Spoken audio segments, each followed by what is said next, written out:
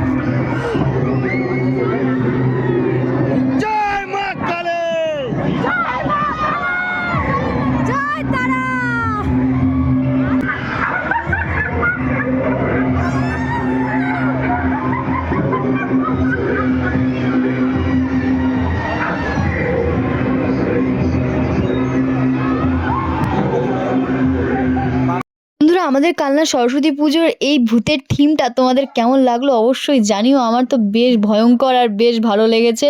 তোমরা কিন্তু অবশ্যই কমেন্টে জানিও। চলো টাটা, বাই।